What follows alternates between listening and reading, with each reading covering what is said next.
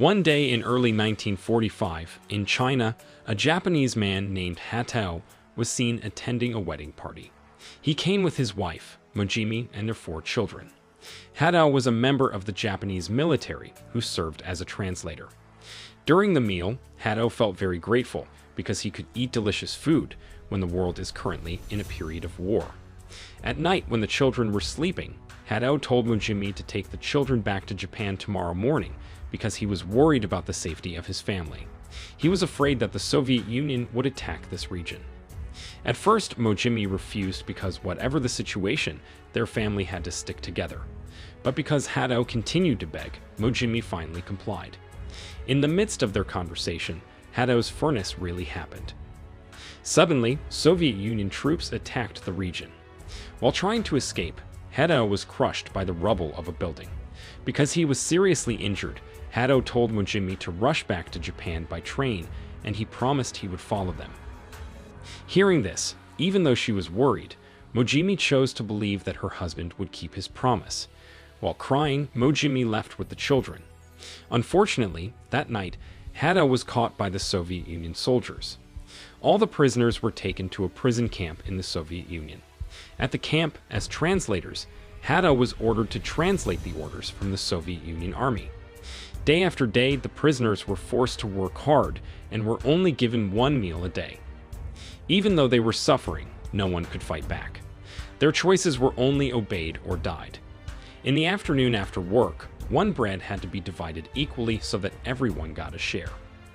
As the months passed, they continued to be forced to work as hard as possible. Even when the temperature reached minus 40 degrees Celsius, they had to continue working nonstop. Many Japanese soldiers eventually died because they couldn't endure the suffering. That afternoon, while burying deceased soldiers, Hatao tried to encourage his colleagues who were starting to despair. Hatao said he believed that one day they would all definitely go home and they could meet again with their beloved family at home. Hearing those words, the comrades became enthusiastic again. But in the afternoon, because they couldn't stand it, one of the young soldiers was determined to run away. The next day, after working, Hatao was lying exhausted. Because he really missed his wife and his children, he sang the song that his family used to sing together. Amidst the singing, Hatao's friend came in and told the others that the Japanese government had succeeded in freeing them all, meaning that tomorrow they could go home to Japan. Hearing the news, all the prisoners cheered happily. The next morning, the Soviet soldiers took them home by train. On the way home, everyone looked impatient and wanted to quickly meet their respective families. But in the middle of their way, the Soviet soldiers suddenly stopped the train and ordered Hatao to call out the names of the Japanese prisoners written on a paper. While reading the names one by one, it turned out Hatao's name was also on the list. The names were summoned, then taken to a detention camp in the Siberian region, while the other prisoners were allowed to continue their journey home. Arriving in Siberia, Hatao and his other comrades were tried by the Soviets because they were suspected of having an important role behind Japan's invasion of China. They were also considered criminals and were sentenced to 25 years in prison. Hatao was not given the opportunity to defend himself and was immediately taken by force. While in the camp, again and again, all the prisoners were forced to work in extreme weather.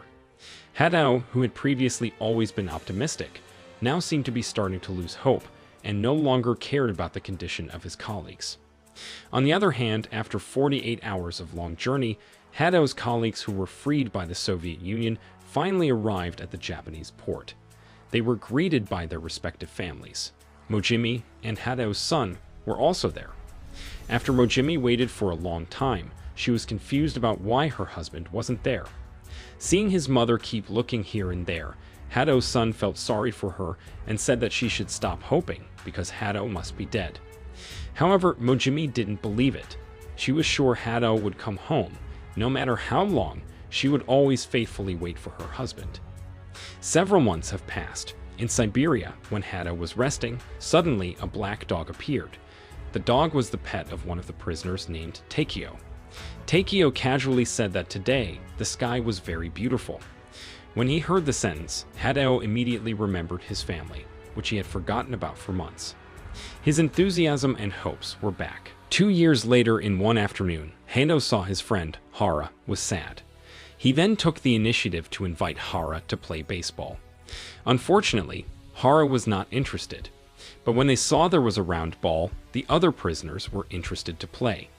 While playing, the prisoners looked very happy, as if it had been a long time since they had played. In the room, hearing the sounds of excitement, Hara felt jealous and finally joined the game. 2 years later, the prisoners were finally allowed to send letters to their family. Happily, they wrote the letters. Hideo expressed all his feelings and said that he really missed his family.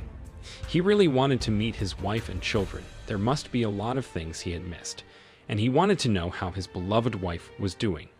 Were the children healthy and had grown up? And there were lots of other questions. But after he finished writing, Hado suddenly had a serious cough. 6 months later, some of the reply letters arrived.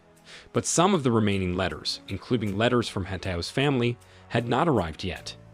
When the prisoners read the reply letters, they were happy, but one of Hatao's colleagues, Matsuda, was actually sad.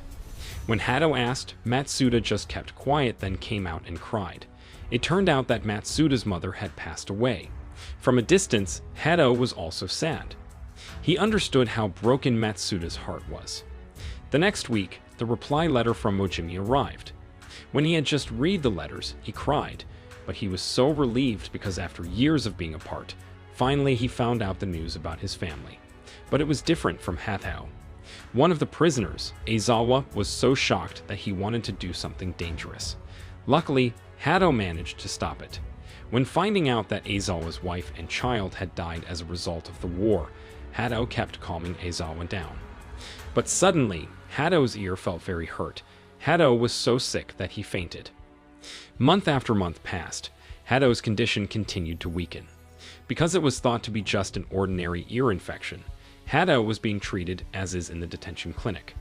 Until one night, the other prisoners began to suspect Hadeo's disease. They were worried that if Hado was not taken to the hospital, the disease could slowly kill him. The next morning, in order to help Hatao, all the prisoners demonstrated in front of the clinic. In the Soviet high-rankings room, Hara tried to convey the prisoners' wishes. They only asked that Hado be taken to the hospital. Even though he had been threatened with being shot on the spot, Hara didn't care. Angrily, Hara asked, "How long will the prisoners be treated like animals?" Hara said that the prisoners were also human beings. Even though they were enemies in war, in the past, they all obeyed orders from superiors. Deep down, no one wanted the war to happen. Hearing that, Soviet officials were silent. At night, the prisoners continued to demonstrate while singing Hadeo's favorite song. In the morning, the Soviet army surrounded them and threatened to shoot them if they continued to demonstrate. Luckily, Hara showed up on time, and happily, Hara reported that the top officials had agreed to their request. 2 weeks later, after things got better, Hado was sent home from the hospital. That evening, Aizawa came to visit Hado. While lying down weakly, Hado told Aizawa that he was suffering from throat cancer in the final stage. The doctor said that Hado only had 3 months left to live.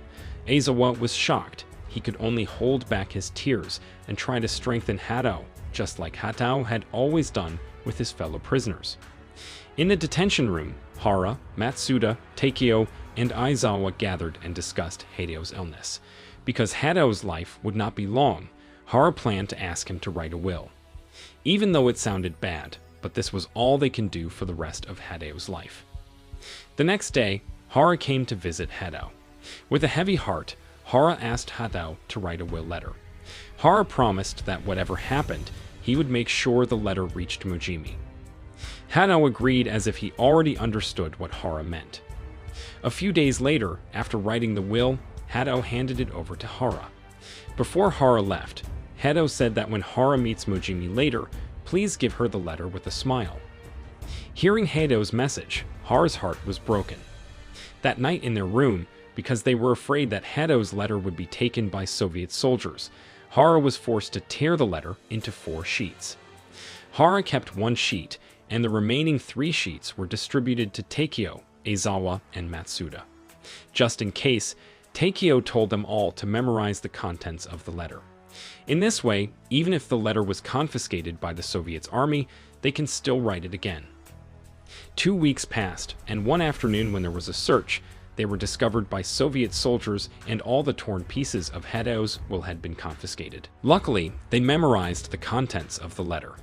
But on the other hand, while Hatao was writing, he didn't have time to say goodbye, and he breathed his last breath. In Japan, Mojimi and her children just received the news that Hatao had died. Mojimi was crying uncontrollably. 1 year later, after going through a long process, the Japanese government finally succeeded in freeing the prisoners of war. All the prisoners went home with joy. When Hara, Matsuda, Takeo, and Aizawa arrived in Japan, according to their promise, they visited the Hatao family's house to give the letters. They came one by one, taking turns. The letter which Hara brought was a letter that Hatao wrote to all his family. Meanwhile, Matsuda delivered a letter for Hatao's mother. Not long after Matsuda left, Takeo came with a letter for Hatao's children. Until when it was Aizawa's turn, Aizawa gave the final letter, a letter to Mojimi. In that letter, Hatao apologized for being a liar husband because he couldn't keep his promise to come home.